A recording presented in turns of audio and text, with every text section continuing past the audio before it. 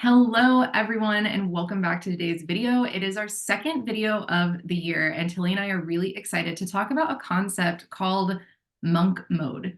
And if you all are kind of vibing with the sort of winter energy, if you look outside, right, the trees are hibernating, the bears are hibernating, everything's sleepy, and we are following that inner pattern of wanting to go within, of wanting to get quiet, of wanting to rest. And so Tilly and I have recently been kind of playing with this idea of monk mode. And if you imagine a monk kind of meditating, going within, being quiet, it always reminds me of the Hermit card in the tarot, if you're familiar with that. If not, that's okay too. We'll talk about it a little more, and maybe I'll pull a card so you can see what it looks like. But it's really about getting quiet and going within. So I have been kind of going through that process the past couple of months, sort of unknowingly, almost unintentionally. And Tilly is getting ready to go into that mode. And we wanted to talk a little bit about what that's like in case you are feeling this inner desire to go within, and maybe going into monk mode can serve you too. So we're going to dive right on into it. And I just want to say, hi, Tilly. Thanks for being here. I love you. Too. I'm really excited to dive into this. And I think a lot of us have been kind of feeling this feeling. A lot of people that I've been talking to are like, I really just want to get off social media, or I really just want to go inward. And even when our first video, when we were talking about the energy of this year, we're talking about creating from an authentic place. And so really just kind of tuning everyone out, tuning everything out, and really just going in and being like, okay, what's here and what wants to be created. So at the end of this year, did I say 2028, 2024?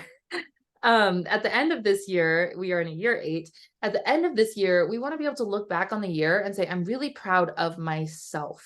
I'm so proud of myself. Not like, oh, the world is so proud of me, or my mom's so proud of me, or everyone is so thinks I'm so cool. It's I'm so proud of myself. And so going into this monk mode is really the first step in realizing that end of the year goal of I'm so proud of myself, of really kind of going in and being like, okay, what do I actually want to bring to the table this year, and what do I actually want to create? So that's kind of the basis around monk mode. And while we're filming this video at the very beginning, I love what Lindsay says about Om. Do you want to just say that one more time, that thing that you told me about Om, and kind of the season of the year, and kind of how we're beginning in this place?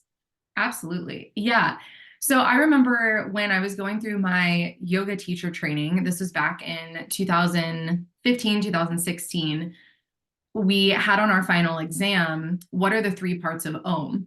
And when you think of the word Om, it's just O and the letter M. And so there's the O sound and the sound. So then what's the third part of Om?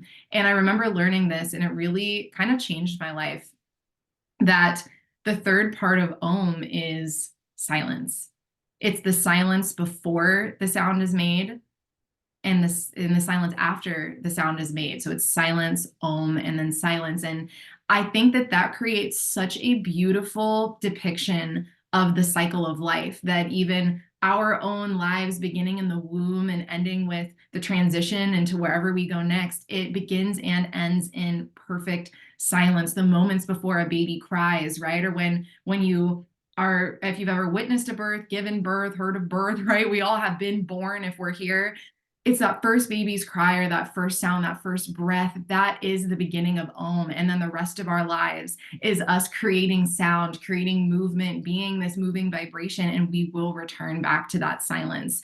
I think that that is so perfect with nature as well, because there's a lot of different opinions, especially sort of in the spiritual wellness community, around when the beginning of the year is, when the new year is. And so the calendar Gregorian New Year, of course, is January 1st. And that's when our fiscal year changes, right, from one year to the next. The lunar New Year begins, I think it's February the 10th. So February 10th is the lunar new year. And then there's the equinox, the beginning of spring, that actually is in March, I believe. So there's a few different dates. There's also, like, we think of spring being in April, right? So there's all these different times of when the new year actually begins, and it changes based on the system that you're using. But one thing I think is so beautiful about the Gregorian calendar and the fiscal new year, right? Our new year actually beginning in January, is that that means the year begins and ends in winter. Because January really is the middle of winter. We're getting into the middle of winter. And winter to me is the season of silence. It's the season of stillness. It's when, again, all the animals go into hibernation. There's no leaves falling from the trees. They've already fallen, right? The snow that actually blankets much of at least America, right, during this season, and of course other parts of the world. But when snow falls, it actually muffles sound. So that's why when there's snow on the ground, it's actually quieter outside. So it's such a time of silence and stillness. And I think it's really beautiful that the seasons reflect that we begin the year in silence and end the year in silence, just like Om. It's something that's really beautiful to me. And it's one of the reasons as well when we're talking about monk mode, it's something that I really like to begin my day with as well. Beginning the day in silence and ending the day in silence. For me, it's meditation. For others of us, it can just be breathing, or maybe it's journaling, or just taking a minute of reflection, of quietness, of calm. And I think we do that even accidentally, whether we know it or not. We begin and end our day sort of with sleep, with waking and falling asleep is really beautiful too. But I wanted to ask you, Tilly, if you have anything to add on that, please jump on in and feel free. But I also wanted to ask, where did you come up with the term monk mode? Is that something that came from within you, or was it something you read? Where did that term come from? Yeah, so there's actually a lot of YouTubers that talk about monk mode, and I don't know which one started it. So I wish I could credit the person who originally did it, but there's so many videos about monk mode, and I just happened upon it one day, and this guy was talking about how he like when he was saying like monk mode, I was like interested. I was like, "Oh."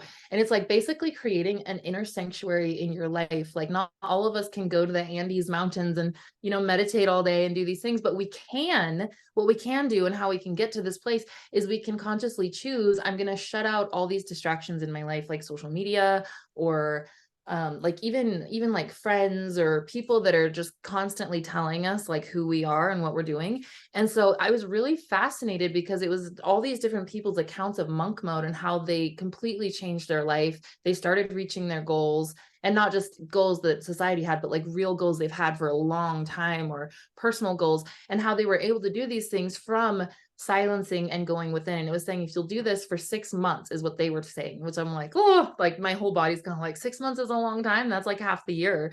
That when you come out of this, you'll be a completely different person. And I was just so inspired by that. And I was like, well, I want to try this at least for a month or 2 months or until spring, and just see, like it's worth a shot. Like if nothing in your life if you've been wanting to change things for a long time, or wanting to live things differently or do something differently, I'm like, this is worth a shot of actually really drastically changing these things in your life and committing to something. So to me, it reminds me a little bit of like 75 hard, the things that he was talking about in the video. And I'm going to talk about those a little later, but I'm kind of inspired to hear what inspired your monk mode. I know that you did a social media break, and what kind of got you to that point of, I'm ready to dive into this. And I'm also, you may feel yourself in this. If you're finding this video, there may be something in it for you. And so just noticing if there's any similar things in your own field that are maybe inviting you into monk mode, or like maybe making you curious, or maybe this is the thing you've been looking for. So Lindsay, what kind of inspired your initial, I don't want to say descent, I want like ascent into into monk mode? Honestly, for me, it kind of did feel like a descent. And the reason why is because I felt myself wanting to be very grounded. So it was summertime, it was August. My partner and I just moved into a new home, and we had 2 years before that had moved across the country. So really for the last, I'd say 3 years or so, I've been in a state of transition, just transitioning, moving, switched careers, like, have been just constantly going and going and going and going. And there was something about this move into our new home that really wanted, it was just like this desire came out of nowhere almost, where I was like, I want to pause everything. I want to pause everything. And of course, my mind was like, we can't pause everything. Like, what about work? And in particular with social media. If you haven't met me yet, I am a sacred self coach. I'm also a Reiki master. Tilly is as well. And I do a lot of healing work. And the main way that I market myself, that I find people, that I connect with people is online, because I began my business during the pandemic, really right before the pandemic started. And so the only way to connect with people was being online at the time, because we weren't really gathering in person. And I know it was a scary time for the entire world. So that's the way that my business kind of started rolling. And so for me, taking a social media break was me taking a break from my business, is what it felt like. And so it was like, well, how am I going to pay my rent? Like, how am I going to sustain that for a long period of time? And so when I first got this inkling of wanting to feel very grounded, wanting to get back to myself, I had started letting go of some of my personal practices, because I was always in work with others. I was always serving my clients and doing healing work with my clients. I was meditating with my clients. I was doing guided journaling with my clients. I was doing, I don't know, Reiki with my clients, but I stopped kind of doing it for myself. And so within this new home, I was like, I really want to turn my focus inwards and go back to some of my personal practices, where it's not me and someone else. It's not me facilitating or guiding for others, but it's really just having the sacredness for me, because I didn't know if maybe my practices would be a little bit different. So I started by committing to a morning practice every single day, which included meditation. It included waking up a little bit earlier than I was used to. So I was waking up early and I would meditate, I'd sit in silence, and then I would journal. And if I meditated and journaled, that would be good. And if I also had some time to move my body, it was yoga or taking a morning walk, or I have a little rebounder trampoline. So I jump on my trampoline. That was my morning routine. And I loved it so much that I was like, how can I stretch this for longer during the day? And I just kept getting this little voice in the back of my head being like, take a social media break, take a break, take a break, take a break. And so, of course, my mind was like, I can't, I can't, I can't. And one day I noticed myself just responding with, please take this break. And then it was like, I can't. And it was like, why not? I am the creator of my life. I make my own rules. I started my own business so that I could be flexible and create a business that I don't have to do things just because someone else is telling me to do them, right? It's coming from the heart. It's coming from a very deep place within me. And so once I heard that voice saying I can't, I was like, that's unacceptable, because I can do anything. So I did decide to take the social media break. I didn't know how long it was going to last for. I thought maybe it would be a week or 2 weeks. And it ended up being 2.5 months long. And I'm very slowly kind of coming out of it now. And I can say I am a very different person now than I was going in. And the the final piece I'll add for now is that descent feeling. I thought I was going to feel so relaxed and calm and kind of uplifted with all of these distractions out of the way, and I did, and that was so true. But there was a deeper piece of feeling very safe, of feeling very grounded, and of being very aware of how many distractions I had had. And taking all the distractions away gives you a very close look at your inner world. And that's something I wasn't necessarily prepared for. And it's not that it was difficult, it was just unexpected. And it's something that I'm really, really grateful that I had that experience. It's something I'm really, really grateful for. So that's how I started. But I'm interested to hear for you, Tilly, because I know that this urge has been coming up for you for a while as well. How do you see monk mode going for you? Like, is there any kind of points of entry that you're taking as you sort of embark on this intention? Yeah, I think my intention is to find my truer self. And it's really interesting how you're bringing this up about social media, because I think that's a lot of people's fears, especially if you work online.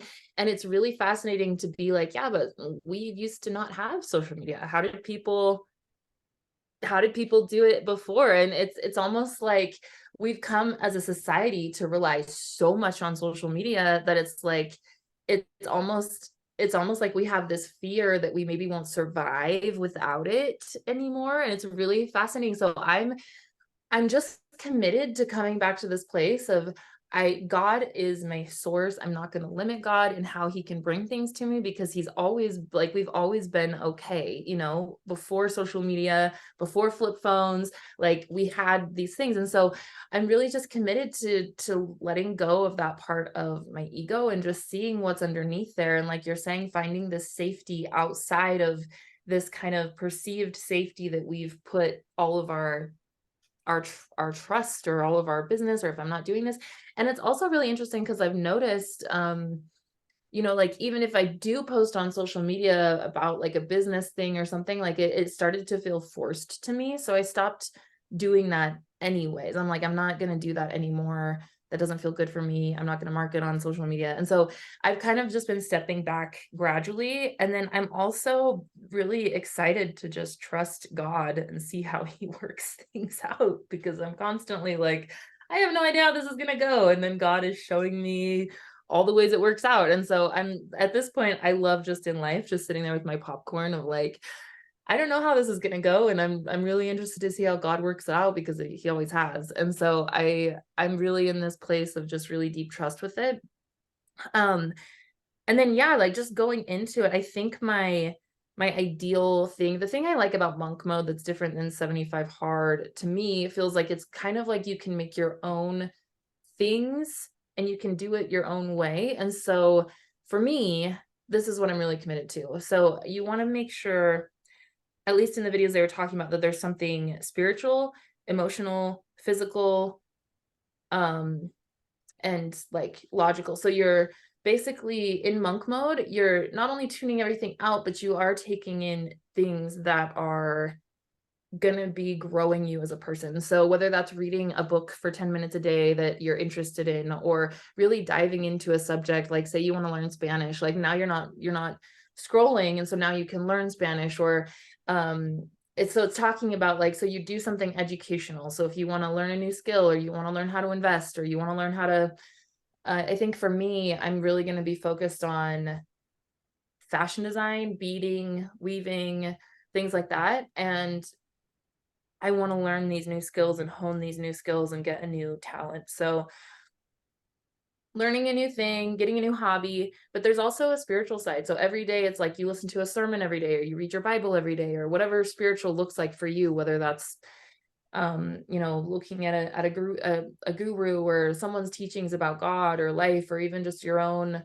Maybe it could be meditation. I know meditation was like a separate thing on the video. He said like a meditation and then a sermon, and then every day you're doing like you're reading a book, and then you also have a physical thing, like you're saying, like moving your body. So having a goal of feeling good in your body. So if that means yoga or dancing or some kind of movement to keep your body going, running, lifting weights, whatever it feels like to you, but it's really just committing to personal mastery in kind of a wide range of things. So whatever that looks like to you, but it's just committing it to you and shutting the world out and like going into your own personal mastery.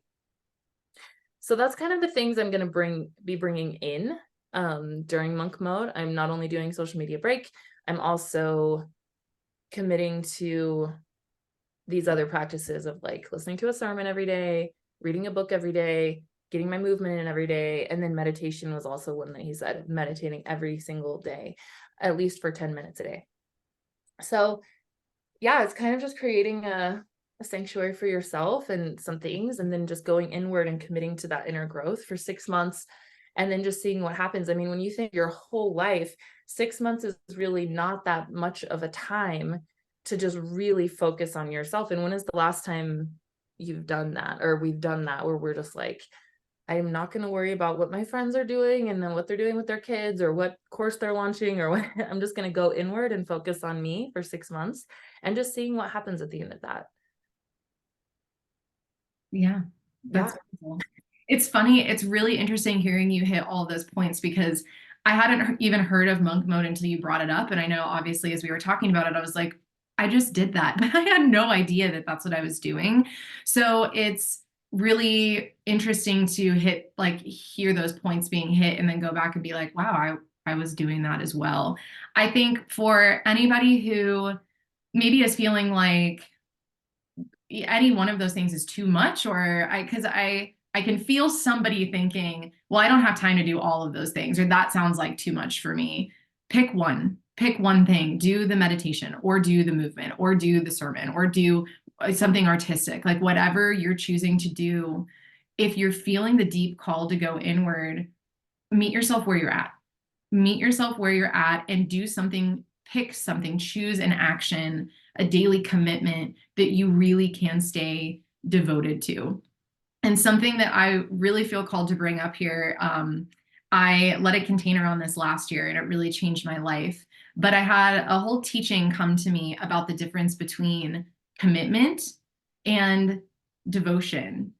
Excuse me, I had a whole teaching come to me about discipline versus devotion, and both are different forms of commitment, right? Discipline is being committed out of obligation, but devotion is commitment out of love. And so that's something that I've really been noticing as I am committing myself to things. Am I showing up from a place of discipline, or am I showing up out of a place of devotion? And when it came to and comes to still to my personal practices, I always want to show up from a place of devotion. So when I'm coming to my daily meditations, if it's feeling like I am showing up out of obligation, I check in with myself and notice, am I showing up out of obligation because this practice isn't serving me anymore? Is it not lighting me up? Is there a practice that might serve me better? Am I fighting against the natural flow of life and making myself do one thing when my heart is asking me to do something else? And to stay in flow with that. I think so often our society really lifts up discipline, and it's not a bad thing. I think discipline can be very important, but I do think it can allow people to not let go of things once they've expired. It's like, I'm committed to this. I have to do it. I can't let it go.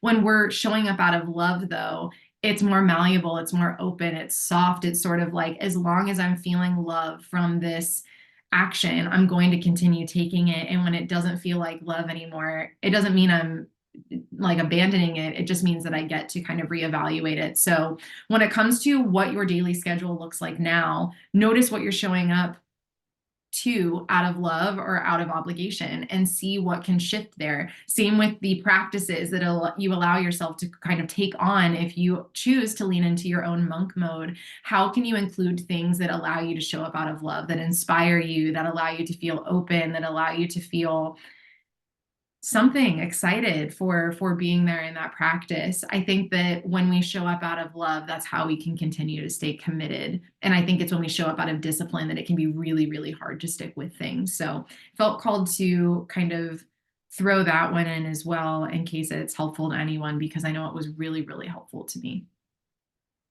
Mm-hmm.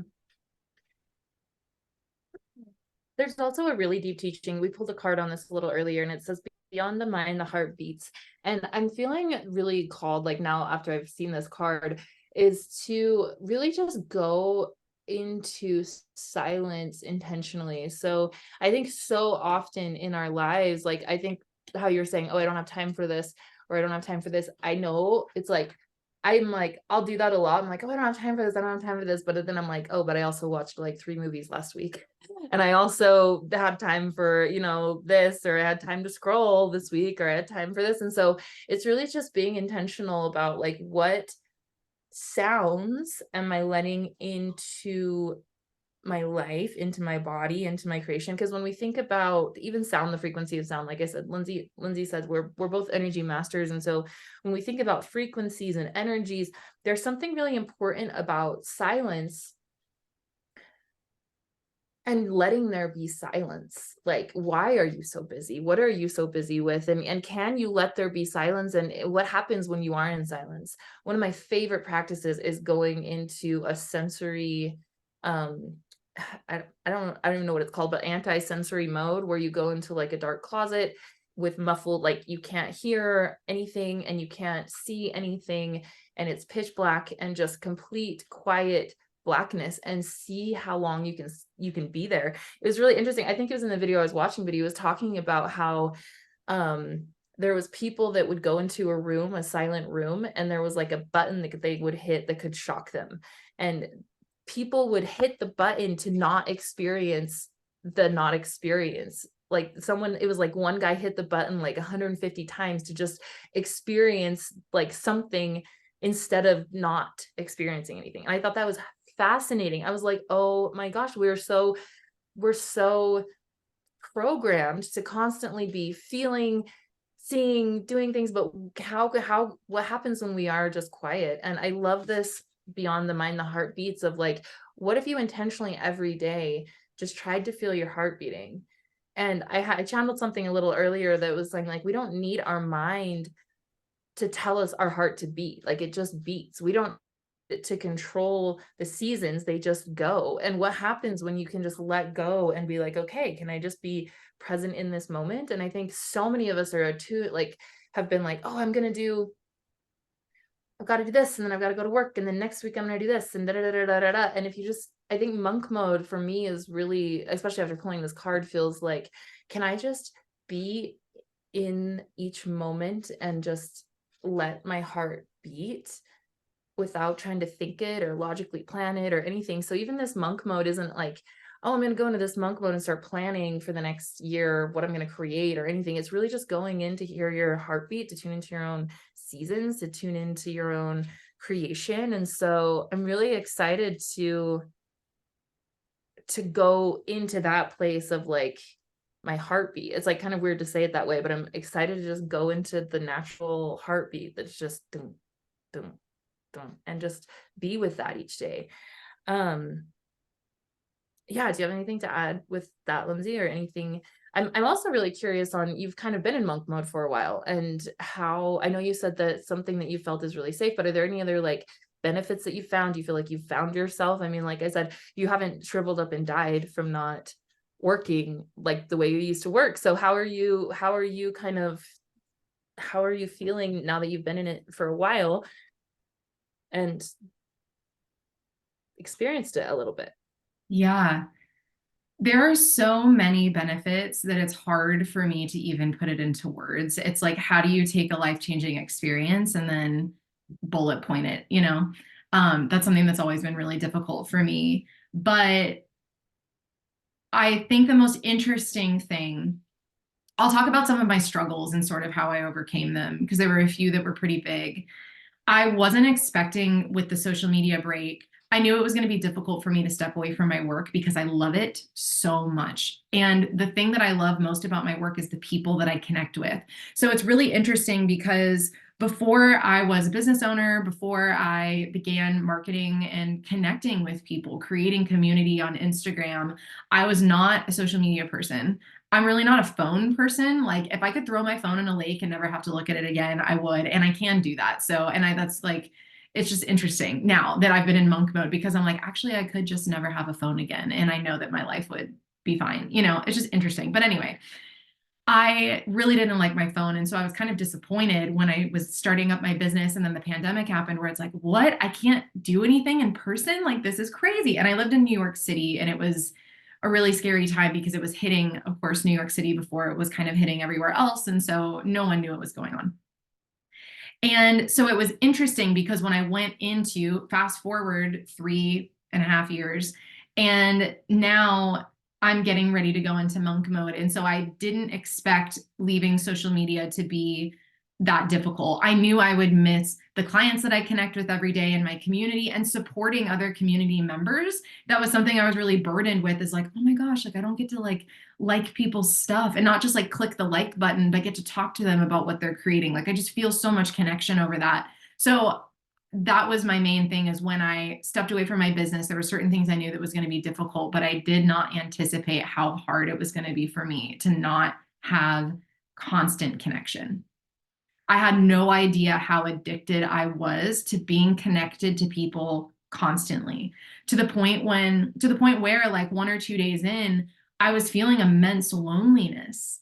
I felt invisible. I felt like, do I even have any friends? Like, does anybody even care what I'm doing? Like, what do I do with myself now that I don't know what other people are creating? And like, it was such a weird feeling because my ego just immediately jumped into the story of, if I can leave and nobody's like texting or reaching out to me, if it's not through Instagram, then no one must really like me. And it was like a total pity party. But the other part of me though could observe me thinking that, and it sounded ridiculous. I knew it sounded ridiculous, but yet there was a part of me that wanted to express that. So I let myself have that. And I was like, fascinating. I had no idea that kind of thought was going to come up. Um, Another thing that came up for me was time. I was like, I kept having this thought of, what am I going to do with all of my time? Like, And especially for, I live with my fiance, Sean, and he is such a workhorse and he's a creator. He has more energy than I do in any given day. And so he's always creating, always creating. And I remember having this thought of, what is Sean going to think of me when he comes in and I'm just like not doing anything? I'm just meditating. Because if you walk into my room, it looks like I'm just sitting here like this, and it's like, so when are you going to do something, or like he's like working really hard and I'm just reading a book, like a fantasy book. And so I remember just having that voice feeling, am I not going to be good enough? How will other people perceive me? How will my family perceive me when my mom calls and says, what did you do today? And I'm like, well, I meditated, read a book, went for a walk. It's like, how are you making money? Like, what about your business? Like because I start, and so I was really nervous about being perceived in a certain way. That's something else I didn't anticipate. So there were all these things that started to come up for me that I just didn't anticipate feeling. And being able to hold space for those feelings brought up so much that I didn't know was there. So on the other side of it, I now I have much less fear over how I'm being perceived, over how I use my time. I feel so much more in control of my self-perception. I feel so much more in control over my time. I don't have these stories of, I don't have time for this, or even like I saw it as soon as I said, like, if I could throw my phone in a lake, I would. Then why don't I? Why don't I do that? If that's something I would love to do, why don't I give myself permission to do that? That thought is fascinating me at this moment because it's like, oh, I could do that. So there's just an openness now and a permission to be authentic. And that is the main thing I've found more than anything else is I've found my authenticity and I can feel my authenticity inside of me that desires things. And then I can feel the other part of me that's not authentic. It's the voice that's in our head that we live with, and we just think that it's us. And now there's two of me. There's the voice in my head that thinks, and then there's the observer that's watching the voice. And I've worked on that obviously for many, many years in meditation and my yoga teaching and my Reiki studies and my, coaching certification and all the other things that I've done. I've been observing these two parts of the human psyche. And I have to understand it in my own experience in order to help other people understand it in theirs. Not that it's the same, but if I can't teach from experience, then I don't really believe I can teach a thing. Because that's all any of us have is our own experience. So I think that's something that I've reclaimed. On the 3D side as well, I'll just add, I'm sleeping better, I'm eating better, I feel calmer, I feel happier, I feel more joyful, I feel relaxed, and it's really beautiful. So all of those things have been benefits. But the final piece that I want to add just before I forget is that while I was going into this monk mode, I was working with a mentor. And so I was meeting with her every week and sharing some of my fears with her, sharing my wins with her, just like sharing my experience with her. And so she also really helped to deepen my meditations. It's like when I'd start to hit an edge or I'd be like, hitting a fear and be like, okay, I totally overcame that. She'd be like, are you sure? Like, let's take it one step deeper. And I really, really appreciated so, so deeply having someone there next to me to deepen my experience. Because it's like if I'm going into hibernation mode, if I'm a bear walking into a dark cave, which is how I felt, sometimes you're like, I don't know, it's just nice sometimes to, when you're in that dark cave, have someone else be like, okay, so you took 10 steps into the cave. Why don't you take 10 more steps? Go deeper, go deeper, go deeper. It's like if I'm going into this cave, I might as well go all the way deep, all the way to my depths, as far as I can take it, as quiet as I can make myself. That's kind of the goal. So I feel like going into monk mode, even though I didn't realize that that's what I was doing, was really showing me a reflection of myself. And I just feel closer to myself.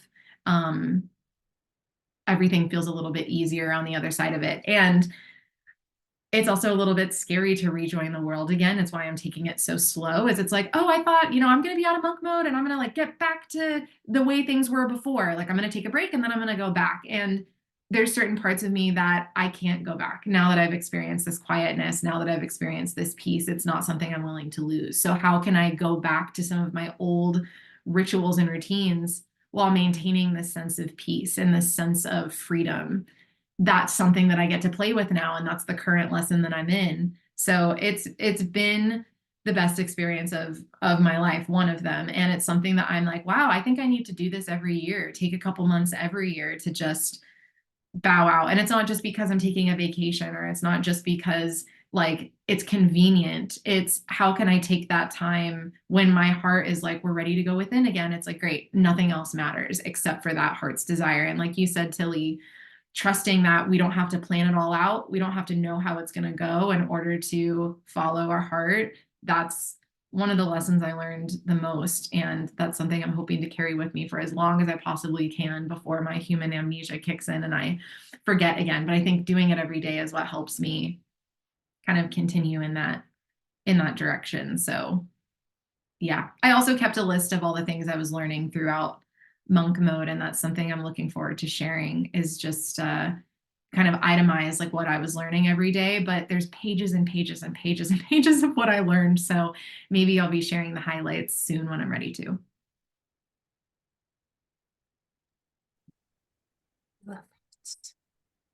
Yeah, it's fun to see someone on the other side of it, because like I have this feeling of that's how it's gonna go, and then it's also like be like, yeah, that is. I mean, not that I know how it's gonna go, but I do. My one of my deepest desires is to be closer to myself, and I love what you just said about my heart is the only thing that matters. This feeling is the only thing that matters, because if you're feeling like you want to go into muck mode, but then your mind comes in, it's like, well, how are we going to do this? And what, and what, it's like, why did we stop that? When did we stop listening to our heart? And I feel like that's like maybe one of the deepest teachings of life.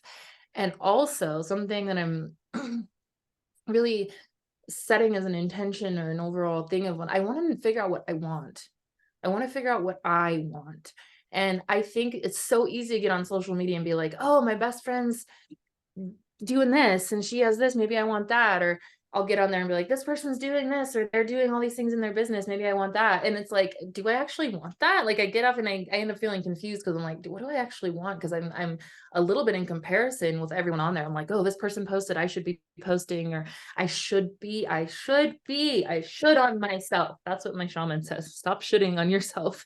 But it's like I'm really setting this intention of like, what do I actually want, and what is my heart actually saying? Because some of us can't even hear our heart, but there may be something in us even saying monk mode, or saying getting off social media, or going within for a few months or weeks or years. Maybe you never get on social media again because you realize it just doesn't resonate with you, but you've just been taught by society or everyone else around that this is the way things go. And I feel like, who was I talking to? Someone was saying that they knew someone that just refuses to have a phone, and they're just like, I don't deal with that internet stuff, and I don't do that stuff. And they're here. They have not shriveled up and died. And it's just what it's like you're saying, I'm the creator of my life.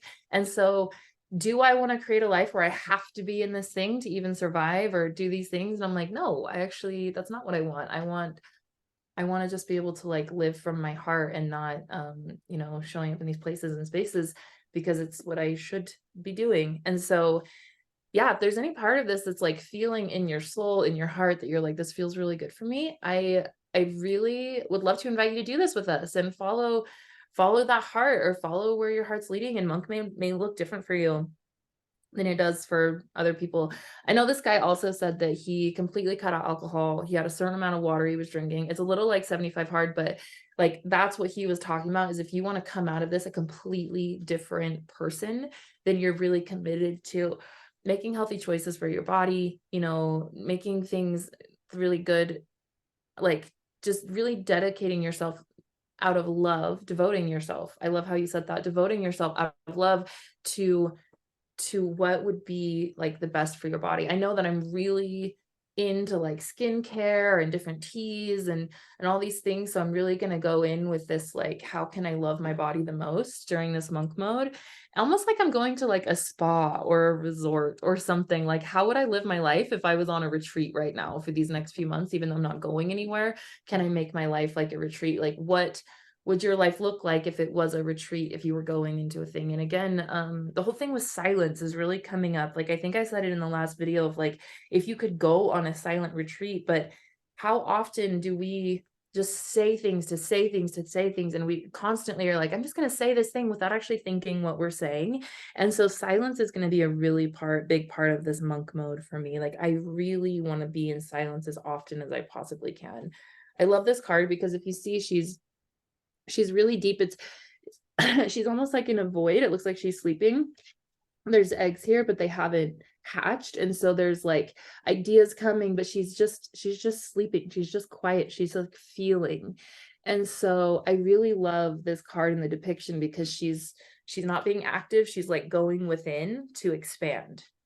And so it's really interesting, like going within to expand. So I'm really excited to do this. And I'm happy we're making this video because I'm like, okay, I'm committed now.